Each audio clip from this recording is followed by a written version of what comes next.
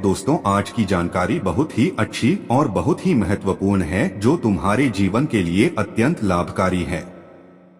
दोस्तों, देवी संध्या के कारण ही समस्त पुरुष जाति को मिला यह श्राप। दर्शक बंधुओं, आइए इस प्राचीन कथा के माध्यम से जानते हैं आखिर देवी संध्या ने पुरुष जाति को क्यों दिया था श्राप। दोस्तों, एक समय की बात है, देवर्षि नारद भगवान शिवशंकर के दर्शन करने के उद्देश्य से कैलाश पर्वत पर जाते हैं। देवर्षि को देखकर भगवान शिवशंकर प्रसन्न होते हैं और कहते हैं, हे नारद, आज किस प्रयोजन से कैलाश पर तुम्हारा आगमन हुआ है। अवश्य ही भगवान विष्णु ने कोई लीला रची होगी जिसका भाग बनकर तुम यहाँ पर आए हो।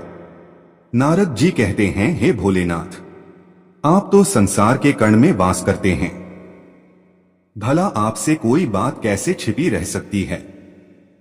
हे प्रभु, आज आपके दर्शन करने की मन में इच्छा हुई सो चला गया। आज मेरे मन में एक शंका ने घर बना लिया है। उसी समस्या का समाधान करने के उद्देश्य से आपके पास आया हूं।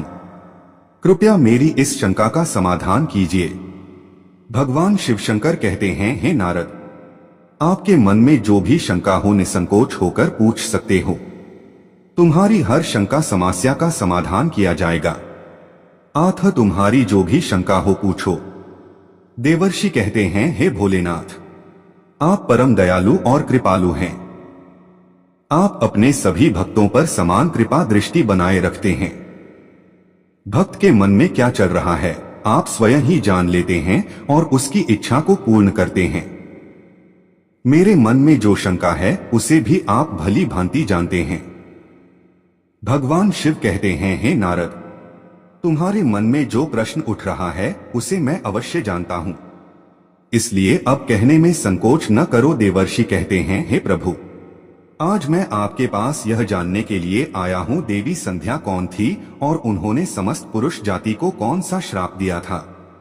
आज मैं आपके पास देवी संध्या का महात्म्य सुनने के लिए ही आया हूं। भगवान शिवशंकर कहते हैं, हे नारद, आज तुमने अति उत्तम प्रश्न किया है, इसमें समस्त मानव जाति का कल्याण छिपा हुआ है। आज मैं तुम्हें देवी संध्या के जन्म की कथा सुनाता हूं। इस कथा में तुम्हें तुम्हारे सभी प्रश्नों के उत्तर मिल जाएंगे, इसलिए देवी संध्या के इस प्राचीन इतिहास को तुम ध्यानपूर्वक सुनो। इसका श्रवण करने मात्र से ही कोटि कोटि पाप क्षण भर में जलकर भस्म हो जाते हैं। देवर्षि कहते हैं, हे प्रभु, मैं इस कथा को ध्यान से पूरा अवश्य सुनूंगा। कृपा करके आप मुझसे वह कथा कहिए। फिर भगवान शिव देवर्षि नारद को उस महान नारी संध्या की कथा सुनाना आरंभ करते हैं। हे नारद, जब सृष्टि रचना हो रही थी तब सृष्टि के रचिता ब्रह्मा जी कमल के आसन पर विराजित होकर भगवान का ध्यान कर रहे थे। उसी समय उनके मन में सृष्टि का निर्माण करने की इच्छा जागृत हुई। तब सबसे पहले उनके मन से विचार करने पर एक त्रिभुवन सुंदरी कन्या का जन्म हुआ। वह कन्या अत्यंत सुंदर और मनमोहिनी थी। मन से उत्पन्न होने के कारण वह ब्रह्मा की मानस कन्या हुई। ब्रह्मा जी उस समय ध्यान कर रहे थे और ध्यान करते समय वह कन्या उत्पन्न हुई, इसलिए उसका नाम संध्या हुआ। जब ब्रह्मा जी ने उस अत्यंत सुंदर स्त्री की ओर देखा तो कुछ क्षणों के लिए ब्रह्मा जी का मन विचलित हो गया। उसका मन मोहक रूप देखकर ब्रह्मा जी मोहित हो गए और उनके मन में काम भावना जागृत हुई। ब्रह्मा जी की ऐसी कुपित दृष्टि पड़ते ही उस देवी का तेज नष्ट हो गया, जिससे वह देवी संध्या बहुत दुखी हो गई और उस स्थान को छोड़कर चली गई। हे नारद, ब्रह्मा जी के मन में किसी भी प्रकार का विकार उत्पन्न नहीं हो सकता, किंतु प्रभु की लीला तो देखिए। उन्होंने अपनी लीला दिखाने के लिए ब्रह्मा जी के मन में विचार डाल दिया। उसी विचार के कारण ब्रह्मा जी के मन में कुछ क्षणों के लिए काम भावना उत्पन्न हो गई।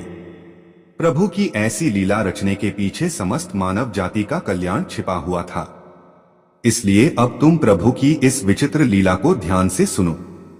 ब्रह्मा जी के ऐसे व्यवहार से देवी संध्या अत्यंत दुखी होकर चंद्रभागा पर्वत पर ध्यान करने के लिए चली जाती हैं। वहां जाकर उसके मन में इस बात की चिंता सताने लगी कि मैं तपस्या किसकी करूं, किस भगवान की आराधना करूं। इसी सोच विचार से वह पृथ्वी लोक पर ब्रह्मा लोहित नाम के सरोवर के पास चली जाती हैं और वहीं पर खड़ी हो गई। संयोग की बात है कि उधर से महर्षि वशिष्ठ जी इस स्थान से गुजर रहे थे तो उन्होंने देवी संध्या को सरोवर के पास खड़ा हुआ देखा। महर्षि वशिष्ठ अकेले उस स्थान पर देवी संध्या को देखकर उसके पास चले गए और पूछने लगे, भद्रे, तुम कौन हो? किसकी पुत्री हो? इस भयानक वन में किस लिए घूम रही हो? यदि कोई गोपनीय बात न हो तो अवश्य अपना उद्देश्य बताओ। उनके साथ जो हुआ वह तब देवी संध्या ने बताया और कहा, हे मुनिवर, मैं इस पर्वत पर तपस्या करने के उद्देश्य से आई हूँ। हे ऋषिवर, कृपया आप मुझे बताइए मैं किसकी तपस्या करूं?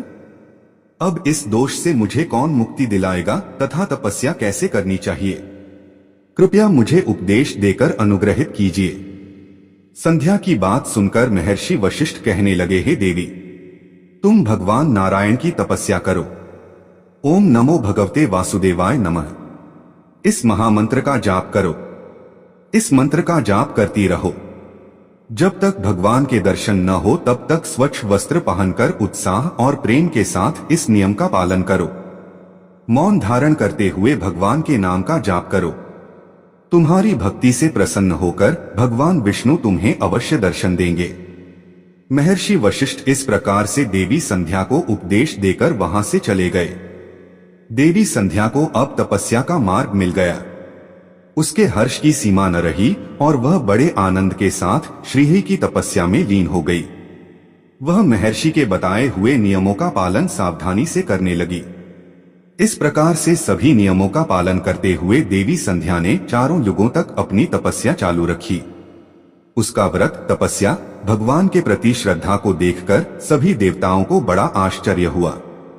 भगवान विष्णु भी देवी संध्या की तपस्या से अत्यंत प्रसन्न हुए और फिर वे मनोहर चतुर्भुज रूप धारण करके उसके सामने प्रकट हुए और देवी संध्या से कहने लगे, हे देवी, उठ जाओ, मैं तुम्हारी भक्ति से अत्यंत प्रसन्न हूँ। भगवान विष्णु की परम मनोहर छवि देखकर देवी संध्या शीघ्रता से खड़ी हो जाती हैं। सैकड़ों सूर्य के समान भगवान का वह तेजवान रूप दिखाई पड़ रहा था।